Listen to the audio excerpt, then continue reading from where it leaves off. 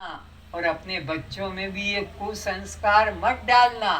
तुम्हारे माँ बाप को अगर कोई सच्चा गुरु मिला होता तो तुमको बचपन से मंदिर माला पूजा पाठ में नहीं डालता, लेकिन तुम्हारे माँ बाप भी इसी प्रकार भटकते भटकते जीवन समाप्त कर गए और वही कुसंस्कार तुमको दे गए कि मंदिर जाके ही काम करना, पूजा करके ही फिर काम में जाना, कि भगवान को भोग लगा कर ही। तो तुम अब तक वही निश्चय में बैठे रहे।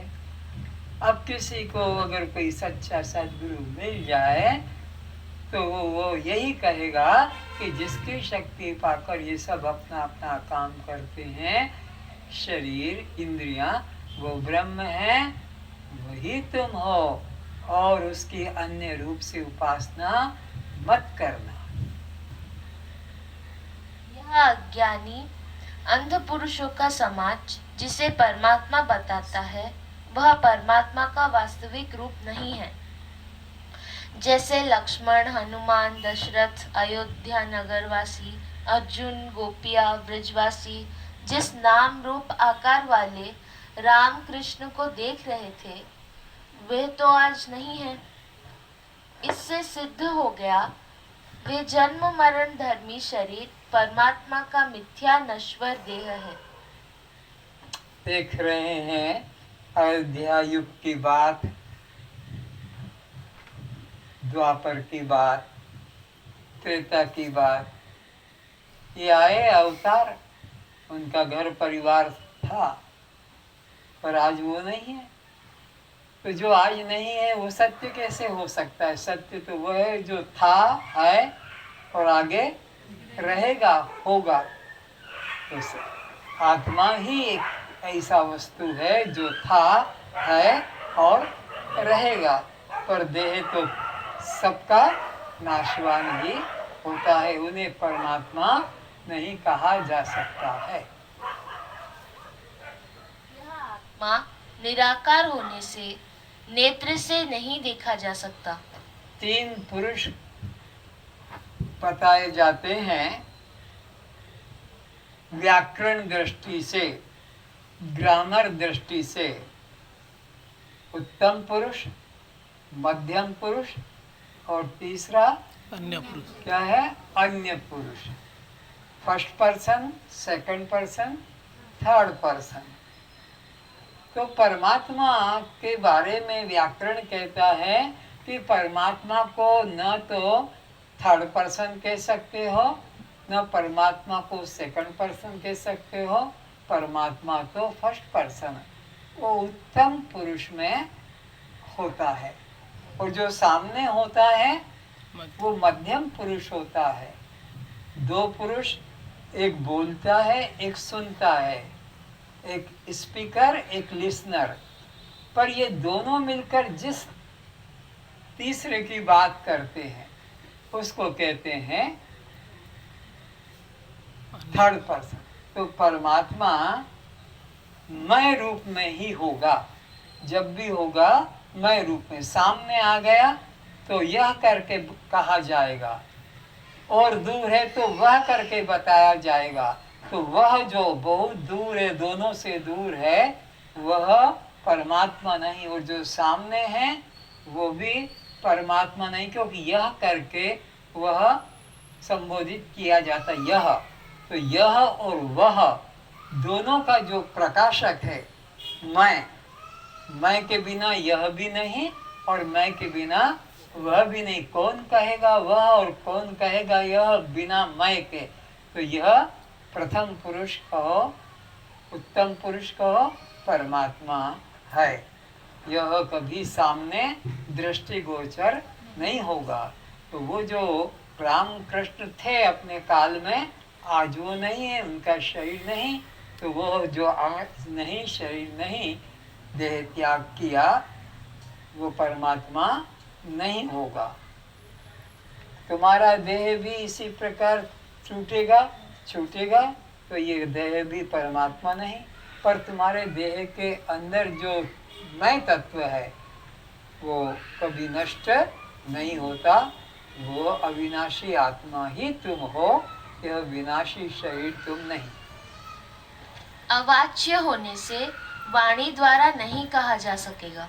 परमात्मा अगोचर होने से आंखों से नहीं देखा जा सकेगा, और उसको हम वाणी से भी वर्णन नहीं कर सकते हैं, क्योंकि अवाच्य अनिर्वचनीय तत्व है, अगोचर तत्व है, अप्रमेय तत्व है, तो उसको हम वाणी से भी, इसलिए वेद भी नेति नेति के चुप होकर बैठ जाता।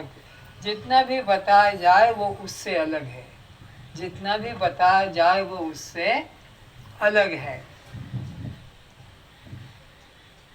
एक नदी पार करके 10 लोग किसी दूसरे गांव में जाना चाहते हैं, तो 10 ने अपना तैयारी कर ली, जूते खोलकर झोले में रख लिए और उस झोले को अपने कंधे में टांग लिया और उस पार गए।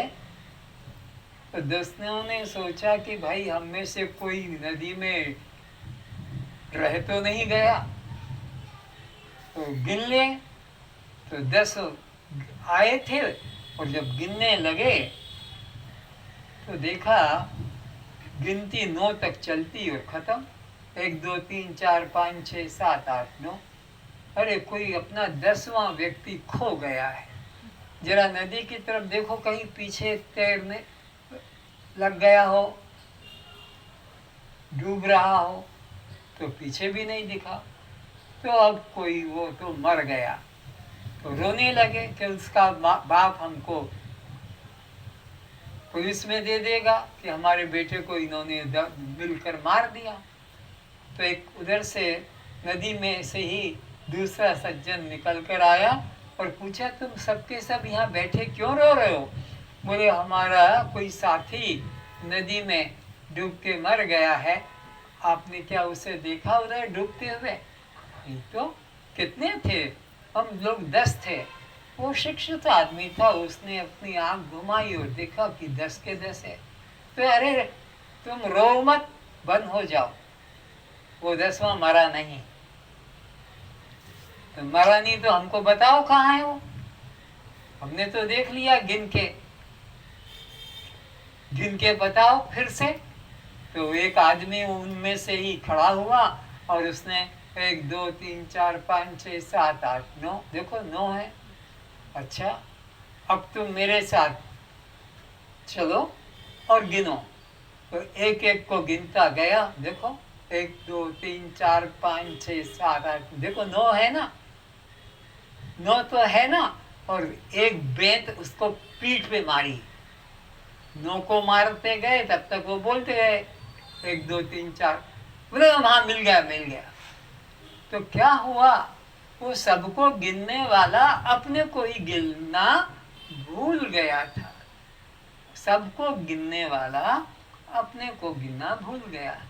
तो ऐसे ही यहाँ पर भी है कि सबको जानने वाला अपने को ही ब्रह्म नहीं जान पा रहा है। मूर्ति ब्रह्म, पत्थर की, लकड़ी की, पीतल की, कागज की, ये सब ब्रह्म, और सबको ब्रह्म बताने वाला स्वयं को ही ब्रह्म नहीं मान रहा। ये महान आश्चर्य की बात है। तो परमात्मा चैतन्य वस्तु है, वो इस जड़ शरीर से पृथक है। अरूपी होने से अन्य इंद्रियों के द्वारा इसको ग्रहण नहीं किया जा सकता। तो यह वाणी का विषय नहीं, अप्रमेय होने से किसी इंद्रिय से ग्रहण नहीं किया जा सकता है। जैसे अपने भूख प्यास को दिखाया नहीं जा सकता। लोग कहते हैं भाई बहुत जोरों से भूख लगी है, बहुत जोरों से, तो कितना है, आधा केजी, 1 केजी, बहुत जोरों से प्यास लगी है, अरे कितनी, 1 लीटर 2 लीटर नहीं। दुख हो रहा है, कितना हो रहा है, 1 पौंड 2 पौंड सुख मिल रहा है, 1 kg 2 kg कुछ सुख दुख को, भूख प्यास को, मान अपमान को तुम बता नहीं सकते, वो अनुभव तत्व है। तो ऐसे ही परमात्मा कितना लंबा है, कितना चौड़ा है, गोरा है, काला है, कुछ बताया जा सकता है? नहीं, उसका तो आकार नहीं, निराकार है, उसको बताया नहीं जा सकता, वो अनुभव रूप है। केवल शुद्ध हुई मन बुद्धि के द्वारा सद्गुरु की कृपा से ज्ञान चक्षु द्वारा ही स्वयं में रूप में आत्म साक्षात्कार किया जा सकता है। तो वो फिर कैसे अनुभव में आएगा? इंद्रियों का विषय नहीं, तो कहते हैं जब हमारा मन बुद्धि विषयों से हट जाएगा और उस सत्य को पाने के लिए लग जाएगा, गुरु शरण में पहुंच जाएगा, तभी उस परमात्मा को शुद्ध बुद्धि के द्वारा मैं रूप से ही जाना जाएगा, न कि यह या वह रूप में। वह आत्मा दिखाई नहीं देता किंतु देखता है। आत्मा कैसा है? दिखाई तो नहीं देता है पर देखता है। सुनाई तो नहीं पड़ेगा पर सुनता है। इंद्रियों के माध्यम से उसको जाना नहीं जा सकता। गोचर, रामायण कहती है ये इंद्रियां गोचर, जहां तक भी इनकी गति है पहुंचती है ब्रह्मलोक, सतलोक, जहां जहां के लोग महिमा गाते हैं, सचखंड है, सतलोक है, वहां तक जाए, लेकिन फिर भी लौट के आ जाती है।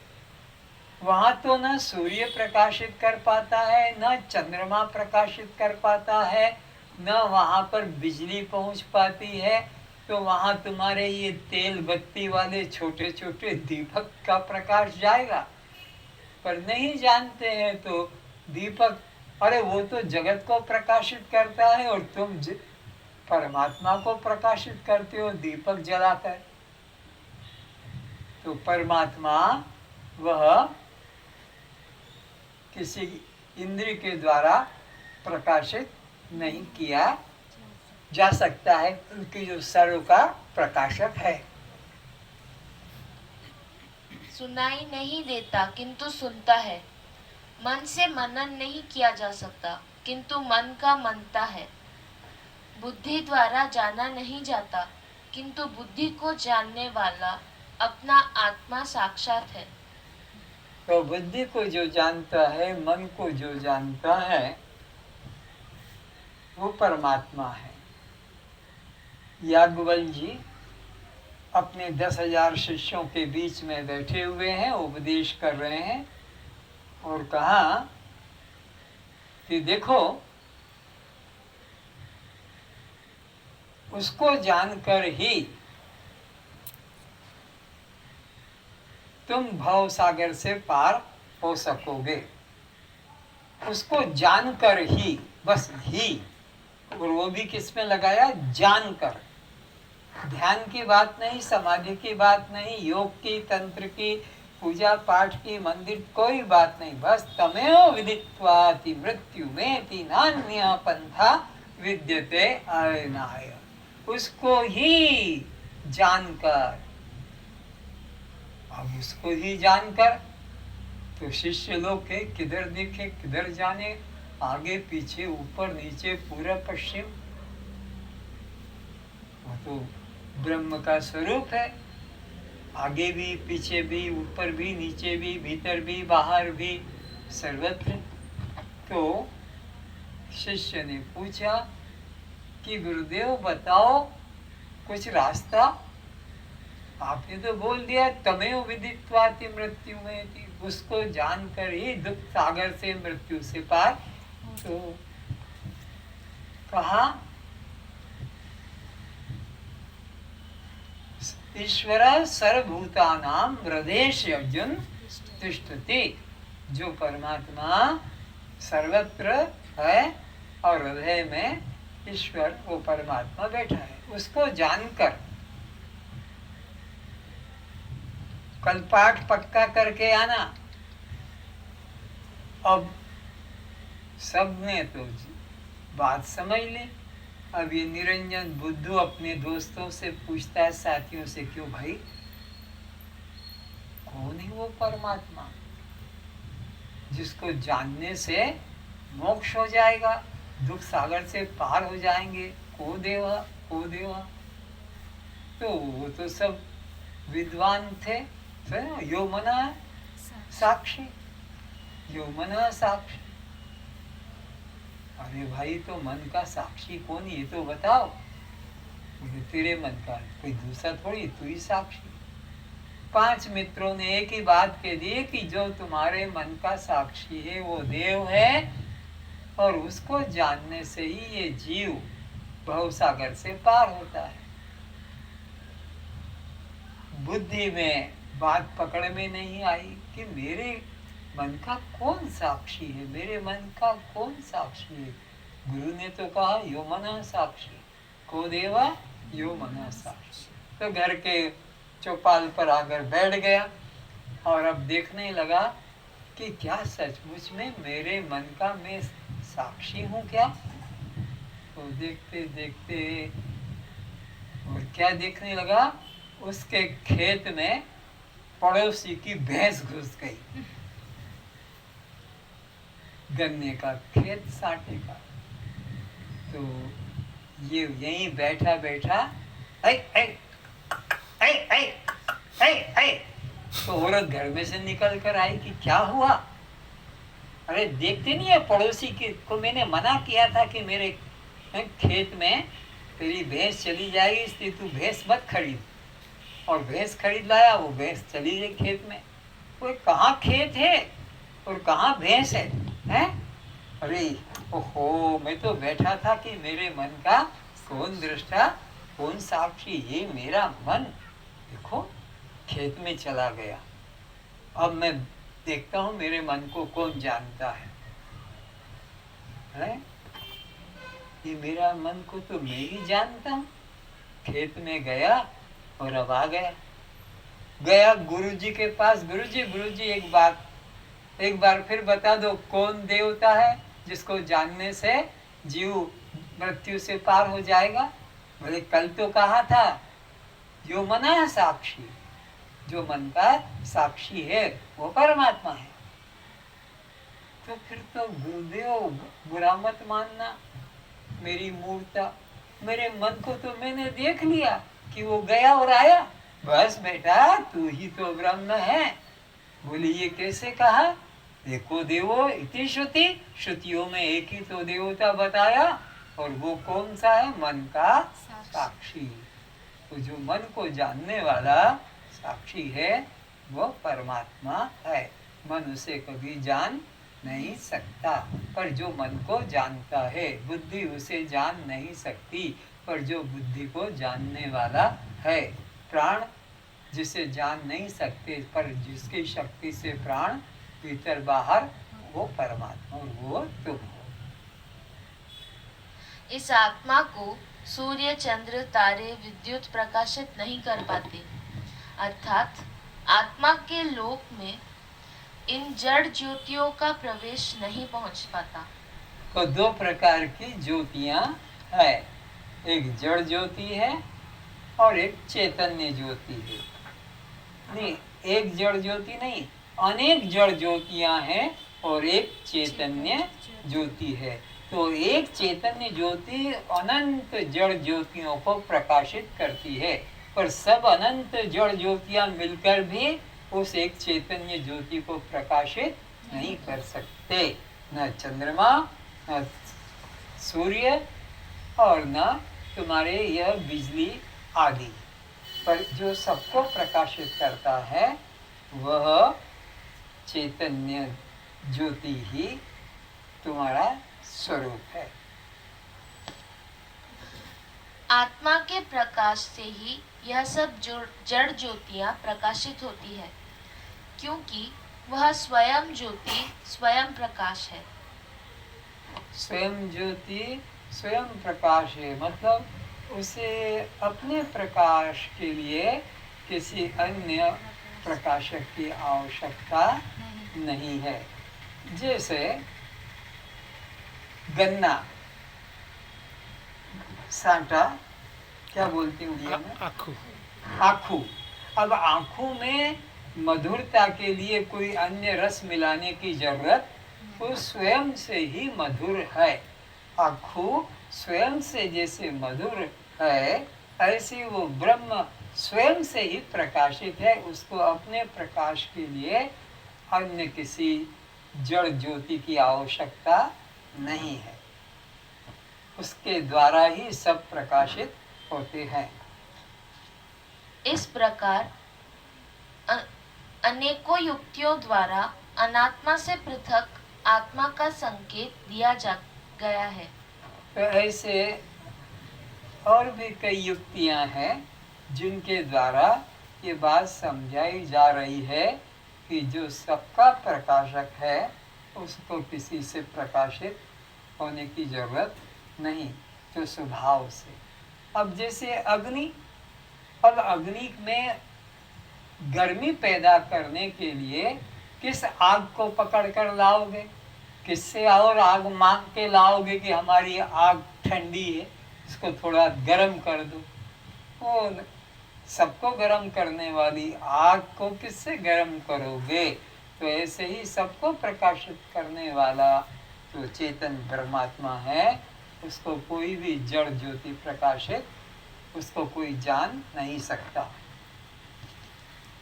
जो दृश्य, ज्ञेय, ध्येय, प्रमेय है वह आत्मा नहीं है।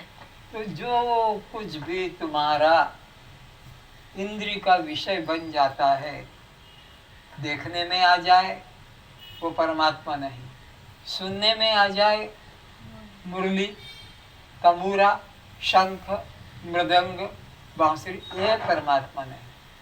जो छूने में आ जाए मुलायम, गुदगुदा, तो वो परमात्मा नहीं। स्वाद में मालूम पड़ जाए, चाहे जो स्वाद हो वो तुलसी का हो कि अमृत का हो, वो भी परमात्मा नहीं। सुगंध में भी कोई भी वो किया हो, केवड़ा हो कि गुलाब हो, वो परमात्मा नहीं। जो इंद्रियों के द्वारा प्रमेय हो जाता है वो परमात्मा नहीं। जो ध्यान में आ जाता है, ध्याता के ध्येय में जो आ जाता है वो देह परमात्मा नहीं। परमात्मा कौन है? जिसके द्वारा ये ज्ञेय, ये ध्येय, प्रमेय प्रकाशित होते हैं, वो परमात्मा है। जो जिस देव की दुनिया वाले यह रूप से भिन्न रूप से उपासना करते हैं वह ब्रह्म नहीं है। एक ही सूत्र निकला, सार बात कि दुनिया वाले जिसको अभी उपासना कर रहे हैं ध्येय रूप में, चाहे वो मुरली वाला हो कि धनुष वाला हो कि त्रिशूल वाला हो कि चार भुजा वाला हो कि लंबी सूंड वाला हो कि वो काली हो, कोई भी वो दृश्य परमात्मा नहीं। जिस शक्ति से सब इंद्रियां अपना विषय ग्रहण करने में समर्थ होती हैं, उसी अंतर शक्ति को तुम ब्रह्म जानो। यतो वाचो निर्वर्तन्ते अप्राप्य मनसा सह। जहाँ से मन के सहित वाणी उस निजात्मा के बिना जाने, जहाँ से मन के सहित वाणी उस निजात्मा को बिना जाने लौट आती है, वह ब्रह्म है। कौन है ब्रह्म? जहाँ से वाणी गई दौड़ के कि हम जान लेंगे, हम जान लेंगे, पर वहाँ से वापस बिना जाने लौट आती है। क्यों लौट आती है? क्यों नहीं जान पाए?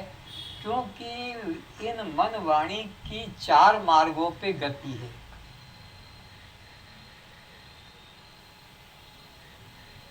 जाति, गुण, क्रिया और संबंध, ये 4 मार्ग हैं इंद्रियों के दौड़ने के। जाति, गुण, क्रिया, संबंध। संसार में ये 4 चीजें है जिसमें ये तुम्हारी इंद्रियां काम करती है। अब ये परमात्मा के तरफ जानने के लिए जाति के मार्ग से गई तो गई और आगे देखा कि आगे जाने का रास्ता नहीं है, रुक गई।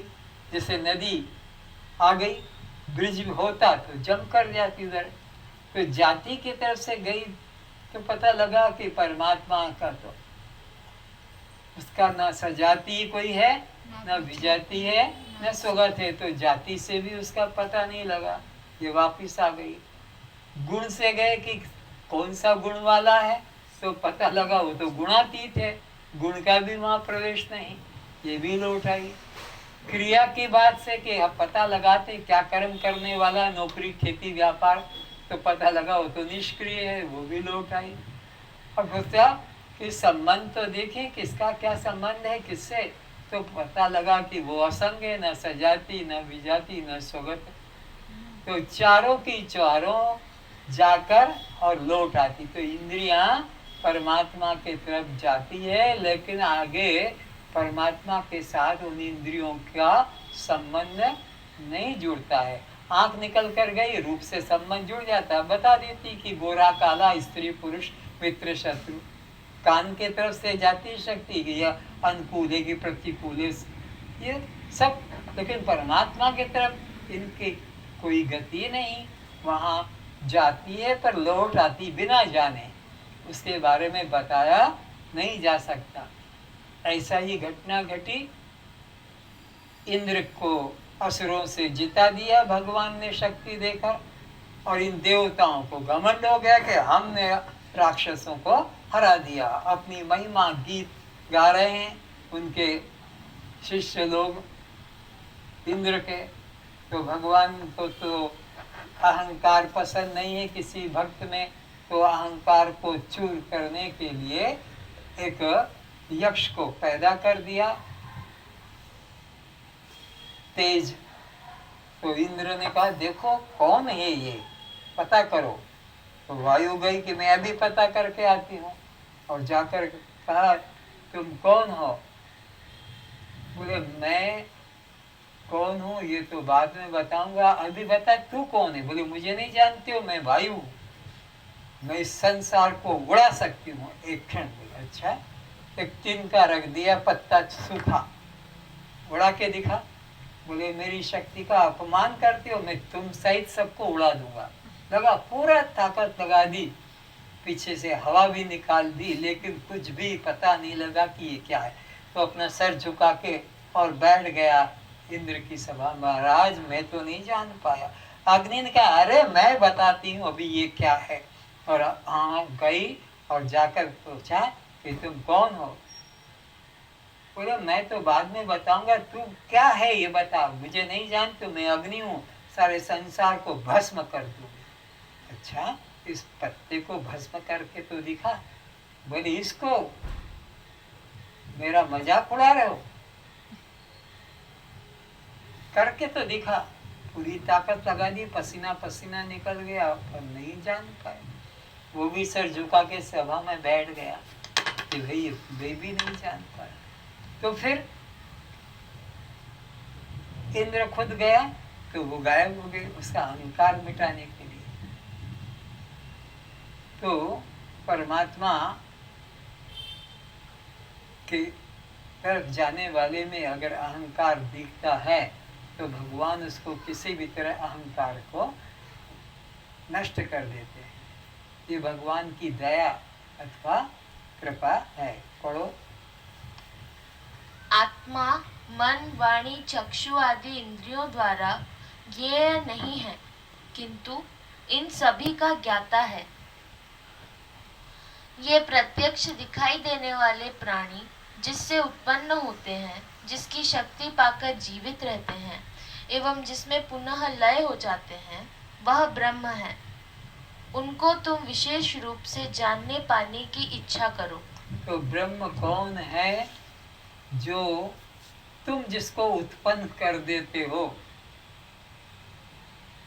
वो ब्रह्म नहीं।